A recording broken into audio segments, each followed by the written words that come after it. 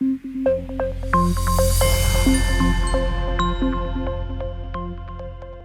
right, we're back with more from the effect and thinking about isolating front door paths, right? We're trying to be able to identify the causal effect of X on Y, even though we can't necessarily measure and control for all the variables we need to control for, because we can find some source of exogenous or random-ish kind of variation, and then isolate that part of the treatment that is driven by that random variation, and it sort of acts like an experiment for us, allowing us to isolate just the front door paths. Now, this is a very cool concept. It might allow us to run things that are sort of like experiments anywhere. Now, there are some limitations to it. We will be getting through a lot of those limitations as we go through these videos, which is, it's a bummer that there's limitations to this because, it's too bad, right? If we want to identify a causal effect, we don't just have any easy outs. We can't always run an experiment. It's not plausible. Even when it is plausible, we might not be able to get enough people to make it worthwhile. We can't just control for everything because we might not be able to measure everything, or maybe we can't get people to believe our diagram. And then we have this other cool thing where we can find experiment kind of things in the real world. But there are some backdraws in that. So sometimes this is just not that believable, even when you can try to do it. Let me tell you what I mean. So we are trying to find some form of random variation in our treatment in the real world, something that drives treatment. Doesn't necessarily have to be the only determinant of treatment, but something that contributes to whether you're treated or not, that itself has no backdoors. It's sort of a source of random assignment. So like in the last video, we talked about the draft lottery, where the random-ish date of your birth was a strong driver of whether you went into the military because it was part of your draft order in the Vietnam War. So that is a source of random variation in whether you happen to go into the military. And so does that work? Can we actually trust results that come from that sort of random variation? Because it's not actual random variation. We don't actually have a clean way of ensuring that that was done to the same sort of random standards that we would want something to be done. So I will say in general, if you're actually looking at something that's actually random, great. Like if it's random variation, if somebody out there happened to design a policy that was actually assigned randomly, which the Vietnam draft lottery very nearly is, you're probably good to go. But outside of that, we might want to use this same idea of finding exogenous sources of variation where things are not quite so clean. And that's where we sort of get into some gray area in terms of what we are willing to believe and what we are not, as we think about how to apply these methods.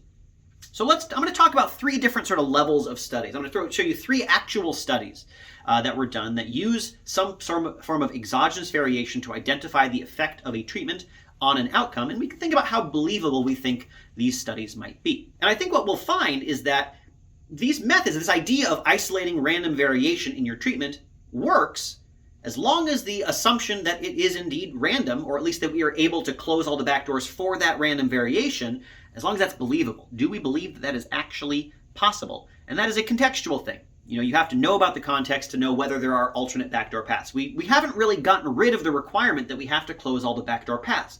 We've just moved that requirement. Instead of having to close all the backdoor paths from treatment to outcome, we now have to close all the backdoor paths from whatever we think is our form of random variation to the outcome, which hopefully is an easier task, that we can more likely think that we actually know all the pathways and can actually measure all the things that are backdoors to shut them down. Or maybe there aren't any backdoors if it's actually random. So let's talk about some examples. So first, let's talk about this study. This study looked at the effect of winning the lottery on going bankrupt. Right? There's sort of a story that we hear in the news sometimes. Oh yeah, you win the lottery, you spend big, and then suddenly you go bankrupt because you didn't know how to handle all the money. Is that something that actually happens? So we want to know the effect of winning the lottery on going bankrupt. Now the problem is that people choose to play the lottery or not, and there might be a back door between simply being in the lottery versus and then their chances of going bankrupt as well. So we want something that is some random variation controlling for the sort of person who plays the lottery. Well, in this study, they compared different people, all of whom played the lottery, but some of whom won big pots and some of whom won little pots of money. And they tried to see whether winning a big pot of money made you more likely to go bankrupt than not. The idea here is that within the group of people who play the lottery, it's basically random whether you win a lot or win a little. Right? That's the idea. That's the source of random variation. And so you have to think, okay, it is basically random. If you have a lottery ticket, it is random whether you win a lot or a little money, right? That is indeed a source of random variation. There should not be any backdoors from how much money you win to your chances of going bankrupt, except for the extent that the money itself is doing it, right? The actual treatment that you're interested in. So in this case, we might think that that is a pretty believable source of random variation.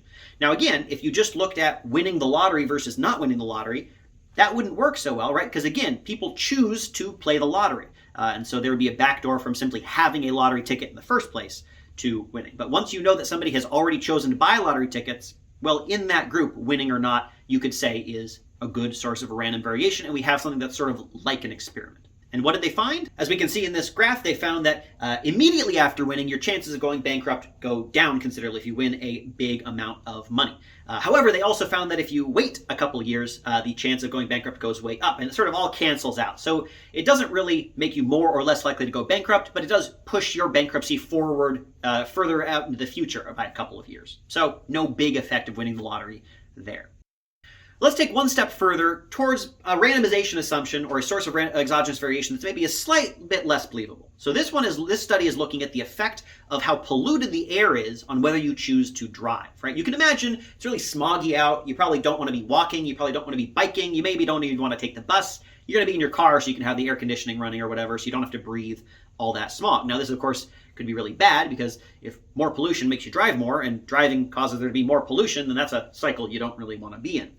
So it's important to know, does a smoggier air make you drive more? Now, obviously, you can't just randomize pollution. They can't randomly assign there to be more pollution on one day or another. And even if you compare a really polluted city against a non-polluted city, maybe the polluted city is polluted because people just tended to drive more anyway. You can't make that comparison. But how about this? How about in the same city, let's say that you live in a city where the direction the wind happens to be blowing on a given day really affects how smoggy it is. So like in Beijing. In Beijing, when the wind is blowing in a particular direction, it blows pollution into the city, and when it's blowing in the other direction, it blows wind out of the city. And so the random-esque direction of the wind on a given day is going to determine how polluted it is. And if you can isolate just the part of pollution that's driven by the direction of the wind, then you sort of have a random assignment of pollution, and you can see how that randomly assigned pollution affects driving.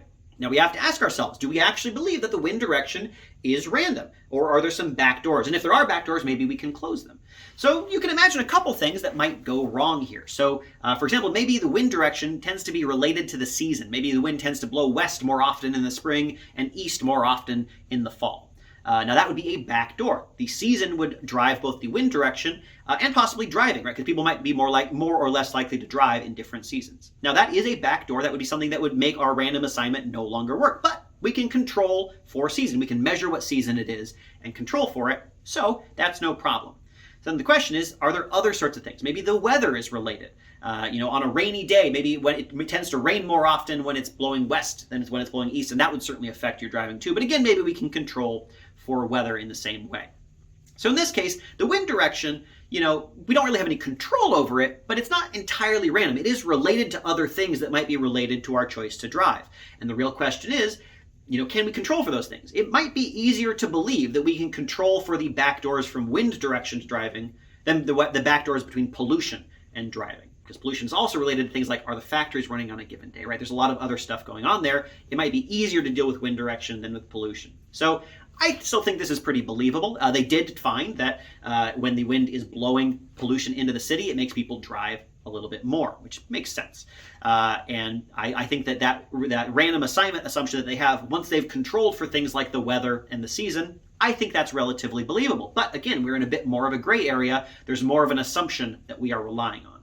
All right, let's take an additional step back and look at another example of a kind of random assignment assumption that we can make that maybe requires even stronger of assumptions. And we can see sort of how far we're willing to carry this whole thing before we stop believing it.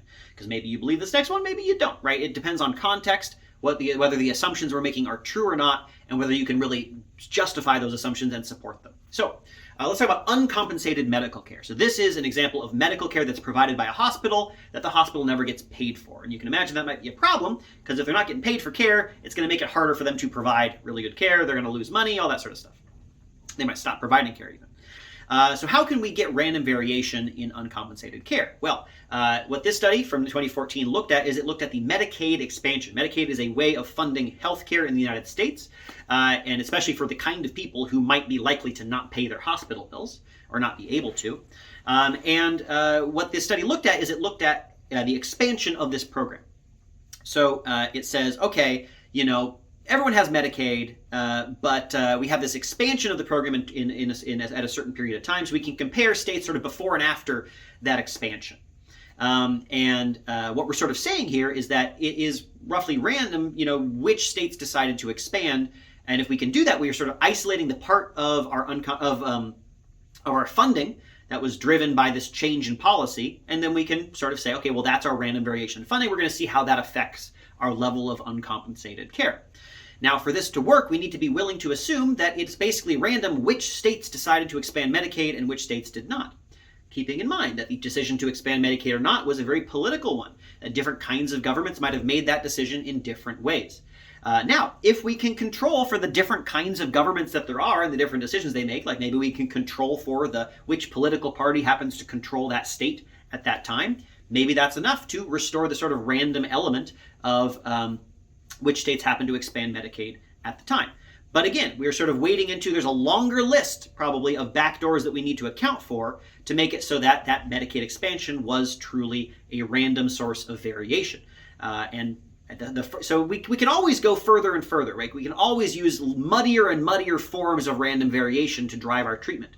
But the muddier it gets, the more work we have to do to really justify whether that is random or not.